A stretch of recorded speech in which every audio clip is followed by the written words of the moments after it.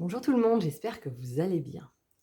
Est-ce que vous avez conscience que nous sommes à la fois tous et toutes des enseignants et des élèves? Je m'explique. Hem, il y a certaines personnes que nous pouvons suivre sur les réseaux sociaux ou par exemple, quand je suis en train de faire une vidéo, quand je suis en train de donner une conférence, quand je suis en train d'animer un atelier ou quand je suis, même en rendez-vous de consultation, en train d'essayer d'apporter plus de clarté à la personne ou de lui montrer d'autres points de vue et cetera. Heu, Comme je donne des explications, que j'essaie du moins, de rendre les choses plus claires, on pourrait dire que je suis dans le rôle d'enseignante. OK.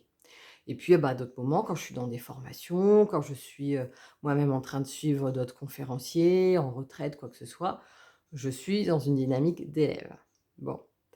Mais en réalité, je suis ces 2 postures à tout moment. C'est-à-dire que moi-même, quand je suis en train, comme là, de faire une vidéo d'explication, en même temps, je suis l'élève par rapport à la vie en disant: «Mais attends, pourquoi je fais ça? Qu'est-ce que ça m'apporte? Est-ce que c'est clair pour moi ce que je suis en train de dire ou non?» Par rapport au retour des personnes, comment je réagis, comment ça me touche. Donc en même temps, je suis l'élève par rapport à moi-même, où j'en suis par rapport à mon introspection, mais aussi par rapport à mes propres connaissances, par rapport à mes propres compétences, alors que je suis en train de distribuer et inversement. C'est-à-dire qu'à tout moment, quand je suis en train de parler avec n'importe qui ou même d'écouter, un enseignant, parfois par une question que je vais poser, je vais permettre à la personne en face ou même par l'effet miroir, elle aussi d'en tirer un enseignement. Je suis donc l'élève qui suis en même temps une enseignante pour la personne en face de moi. Et nous le sommes tous à tout instant.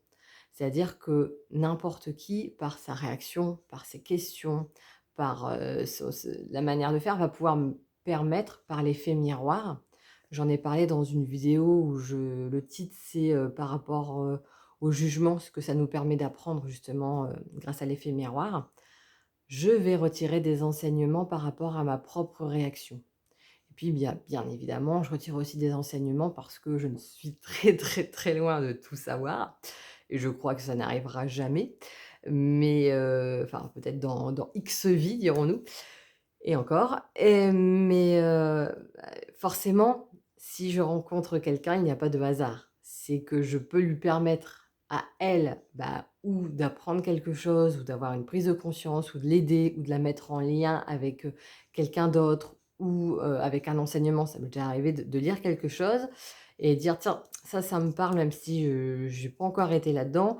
J'ai pris en photo et puis l'après-midi même, j'avais quelqu'un au téléphone qui me parlait et je me suis repensée en disant: «Tiens, ce que j'ai lu là, ça peut lui servir» et pouf, je lui ai transmis, la photo en disant: «Tiens, je crois que ça va résonner en toi».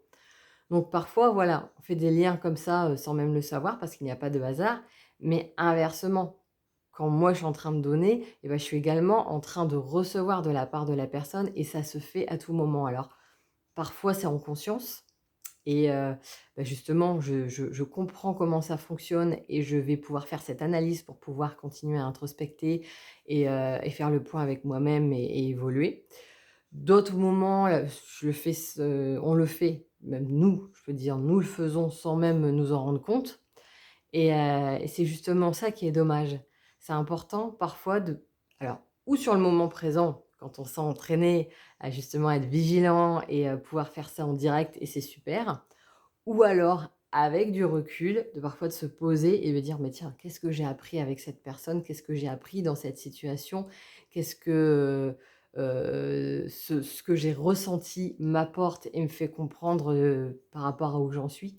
En fait, c'est important d'être toujours dans cette observation de nous-mêmes mais en même temps d'être réellement, dans ce qu'on est en train de vivre pour pouvoir, apporter, contribuer, sans être, en retrait de la société.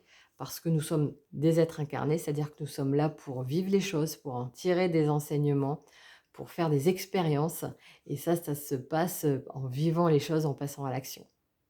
Voilà, je te souhaite une excellente journée, je te dis à bientôt.